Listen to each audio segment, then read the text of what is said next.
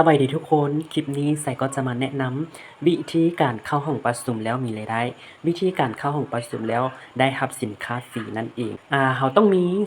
2แอปนี้ก็คือแอป Zoom เนาะแล้วก็แอป LINE เนาะแอป Zoom นี้เอาไว้เข้าห้องประชุมแอป LINE นี้เอาไว้ขอพอยต์นั่นเองเนาะเราประชุมมื้อแรกก็คือเราจะได้อยู่ที่300พอยต์เนาะทุกคน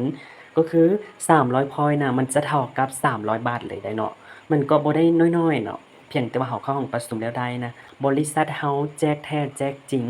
แล้วก็พอยต์นี้เอาไว้แลกสินค้าใดอนาคตนี้บริษัทจะเอาคำแล้วก็เอาทริปท่องเที่ยวอิหยังมาแลกได้เขาเข้าห้องประชุมมื้อแรกแม่นได้300พอยต์แล้วก็มื้อต่อไปจนฮอดหมดปีนี้ก็คือเขาจะได้รับมื้อละ100และเวลาการประชุมก็คือตั้งแต่8โมงแลงจนฮอด9โมงแลงมีเวลาว่างเพียงแต่ว่า1ชั่วโมงต่อมื้อก็สามารถเฮ็ดได้แล้วเนาะสามารถรับแบบสินค้าฟรีๆได้แล้วเนาะสมมุติว่าเราแบบเข้าห้องประชุมแล้วได้แท้ได้จริงสินะเราก็สามารถแนะนำหมู่มาเข้าห้องประชุมได้ถ้าว่าเราแนะนำหมู่ได้เข้าห้องประชุมเราจะได้อยู่ที่100พอยต์ต่อคนนั่นเองเนาะเราจะมีวิธีการเข้าห้องประชุมแนวใดก็ไปเบิ่งนำกันเลยเนาะก่อนอื่นก็คือเราต้องเข้าลิงก์ที่ว่าแอดมินส่งให้นั่นเองเนาะเราต้องเข้า Messenger หรือว่าไผก็แล้วแต่หมู่ก็แล้วแต่นั่นที่ว่าส่งให้เนาะเราก็เข้าไปเลยตัวนี้แอดมินส่งให้แล้วเราก็กดเข้าไปลิงก์ตัวนี้เนาะในเมื่อที่ว่าเรากดเข้าไปแล้วจะมีการอนุญาตอิหยังต่างๆเราก็กดอนุญาตไปเลยกดดำเนินการต่ออิหยังต่างๆไปเลยเนาะอยู่ในนี้ก็กดไมค์คูณเนาะไผที่ว่าออกไมค์คูณก็กดไมค์คูณออกไปเด้อและบอนที่ว่าสำคัญที่สุดก็คือบอนนี้ your name แปลว่าชื่อของเจ้าเนาะเราต้องใส่ชื่อแท้ชื่อจริงของเราให้ใส่ชื่อให้ถึกกับชื่อที่ว่าเราสมัครระบบเนาะไผที่ว่ายังบ่ทันได้สมัครเทื่อก็สามารถติดต่อมาได้เนาะหรือว่าสามารถติดต่อหาคนที่ว่าส่งคลิปนี้ได้คือกันเนาะตัวนี้ไสก็จะใส่ชื่อแท้ของไสเราจะใส่เป็นภาษาอังกฤษลาวหรือว่าภาษาไทยก็ได้ตอนนี้ไสจะใส่เป็นภาษาอังกฤษเด้อเนาะก็ชื่อแท้ของเราคำไสเนาะแล้วก็ลาวลีนามสกุลพร้อม ก็คือรหัสแม่นรหัสที่เราสมัครระบบ Success Group นั่นเองเนาะรหัส184ในเมื่อเราเขียนแล้วให้กวดคืนว่าเราเขียนถูกแล้วบ่ในเมื่อถูกต้องแล้วกดโอเคได้เลยบัดนี้เราต้องได้กดอยู่นี้ให้มันเป็นขีดแดงๆแบบนี้เพื่อปิดวิดีโอแล้วปิดตัวนี้ให้มันขีดแดงๆเพื่อให้มันปิดเสียงของเราบ่ให้ไปรบกวนอยู่ห้องประชุมนั่นเองเนาะกดคลิกให้เป็นสีแดงแบบนี้แล้วกด join เนาะหรือว่าเข้าร่วมนั่นเองเนาะกดเข้าไป join in เลยเนื่องจากว่าอยู่ในห้องประชุมมีหลายคนเลยที่ถามและก็ยังบ่ฮู้วิธีแคปจอในขณะที่เราเข้าห้องประชุมอยู่บ่ฮู้วิธีแคปจอรายชื่อของเราส่งให้แอดมินเนาะวิธีการแคปจอก็คือเราแตะหน้าจอแล้วสังเกตเบิ่งรูป2รูปซ้อนกันแล้วก็มีตัวเลขนำเนาะเรากดเข้าไปอยู่บนรูป2รูปซ้อนกันเด้อในเมื่อเรากดเข้าไปแล้วมันจะเห็นชื่อของเรามันจะขึ้นเทิงเนาะแล้วสังเกตเห็นคำว่าภาษาอังกฤษมีเนาะมีแปลว่าตัวเราเองหรือว่าค่อยเองประมาณนี้เนาะเราเลื่อนขึ้นไปก็ได้บัดนี้วิธีแคปจอในเมื่อเราได้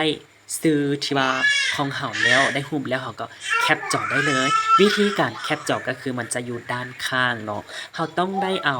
นิ้ว2นิ้วของเรากดพร้อมกันนิ้วที่1แม่นเราไปกดบอนเปิดเครื่องหรือว่าปิดเครื่องนั่นเองเนาะแล้วนิ้วที่2แม่นเรากดบอนลดเสียงให้2นิ้วนี้พร้อมกันเลยเนาะ1 2 3แบบนี้เรากดแล้วมันจะแคปจอให้เราหรือว่าของบางคนเนาะโทรศัพท์บางรุ่นนี้เอานิ้วของเรา3นิ้วปัดขึ้นพร้อมกันแบบนี้ก็สามารถแคปจอได้แล้วทุกคนลองเบิ่งเด้อว่าของทุกคนสามารถแคปจอได้บ่เนาะก็วิธีแคปจอก็ง่ายๆแบบนี้แล้วเอา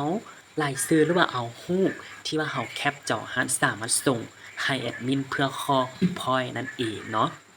และสำหรับไผที่ว่าแคปจอบ่เป็นก็คือสามารถไปเอารูปอยู่ที่แอดมินส่งลงกลุ่มได้คือกันเนาะเราซอกรูปที่มีชื่อของเราแล้วก็บันทึกเอาตอนนี้ใส่จะบ่บันทึกเด้อเพราะว่าใส่ได้แคปจอไว้แล้วเนาะ ในเมื่อที่ว่าเราได้แคปจอไว้ได้บันทึกแล้วก็มีเพียงแต่ว่ากดเข้า LINE แอดของบริษัทได้เลยเนาะกดเข้าไปแล้วจะมีการเพิ่มเพื่อนเมียงต่างๆก็กดไปเนาะเปิด LINE กดเพิ่มเพื่อนเมียงต่างๆไปแต่ว่าของใส่นี้แบบเคยทักหากันแล้วก็มันจะเข้าบอนแชตเลยวิธีการขอพอยต์ก็ง่ายๆเลยเนาะมีเพียงแต่ว่าเราส่งรูปแล้วก็ไม้ติ๊กหรือว่าไม้อ้อม บอนที่ว่ามีชื่อของเฮาแล้วก็บอกรหัสแบบนี้เลยเนาะก็คือขอภายในแอดประมาณนี้หั้นนะรหัสของเฮาก็ว่าไปเนาะในเมื่อส่งแล้วแอดมินเขาเจ้าก็สิเติมให้ในเมื่อเติมแล้วเขาก็ไปกวดนำกันว่าเงินเข้าแล้วบ่เนาะวิธีการกวดพอยต์ก็คือมีเพียงตัวกดเข้าว่า P point ตอนนี้จะเป็นรายละเอียดในการได้รับ P point เนาะเราสามารถเบิ่งบัญชีเมียงต่างๆได้เนาะ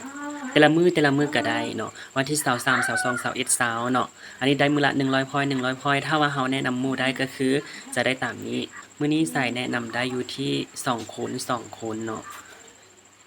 2คนก็ได้500ช่วงนี้มีโปรโมชั่นเนาะแบบแนะนำคนหนึงขนาดได้รับ200 point ปกติแม่นได้100 point เนาะและวันนี้ตัวนี้ก็ใส่แนะนำได้ประมาณ3คนแล้วก็ได้700 point เนาะโอเคแล้ววันนี้เนื่องจากว่ามีหลายคนที่ถามมาว่าบริษัทแจกแท้ให้บ่ได้สินค้าแท้บ่สินะแล้วตอนนี้ไสก็จะทำการแลกให้เลยเนาะวิธีการแลกก็เข้าไปหน้าหลักก่อน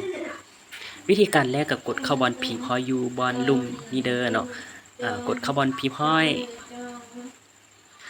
บัดนี้เฮาจะแลกสินค้าตัวใดก็มี2อย่างที่สามารถแลกได้ในตอนนี้เนาะ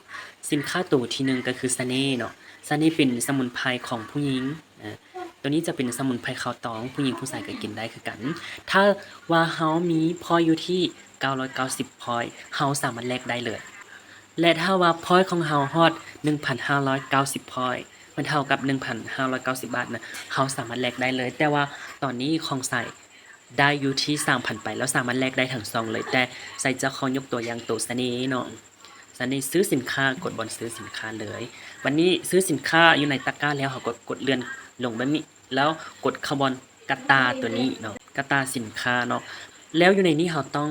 ได้ใส่บอนขนส่งเนาะใส่ก็จะเพิ่มเติมว่าขนส่งอนุสิทธิ์หรือว่าขนส่งหุ้งอรุณก็เขียนไปเนาะนครหลวงบ้านห้วยน้ำเย็นแบบนี้ในเมื่อเราเขียนใส่แล้วกดยืนยันการสั่งซื้อได้เลยเนาะโอเคยืนยันการสั่งซื้อเลยแล้วเขาจะบอกว่า success แต่ว่าเรียบร้อยเนาะแล้ววันนี้เขาก็ไปกวดหน้าหลักเลยไปกวดเบิ่งว่าพอยต์ของเราได้ตัดไปแล้วบ่เนาะเมื่อกี้ 3,900 ตอนนี้ 2,900 ไปน้อยนึงเนาะกวดการเคลื่อนไหวอีกก็กดเข้าบอลพีพอยต์บอลนี้เนาะกดเข้าพีพอยต์เลยแล้วมันก็จะบอกรายละเอียดเลขใบบินอย่างต่างๆเนาะจำนวน990พอยต์เฮาแคปจอหน้านี้แล้วก็ส่งให้แอดมินเนาะแคปจอเลยวิธีแคปจอก็ใส่แนะนำให้แล้วเนาะแคปจอแล้วก็ส่งให้แอดมินมีเพียงแต่ว่าเฮาส่ง2อย่างนี้ก็คือรูปที่ว่าเฮาได้แคปจอไว้เมื่อกี้หันกับเฮาส่งรายละเอียดขนส่งให้แอดมินแล้วแอดมินเพิ่นก็จะทำการตรวจสอบให้ในเมื่อเพิ่นกวดแล้วเพิ่นก็จะส่งบิลให้เฮาเนาะโอเคหลังจากที่ว่าเราท่าไป1มื้อหา2มื้อก็คือสินค้าก็มาฮอดแล้วเด้อเนาะใส่ก็ได้ถ่าย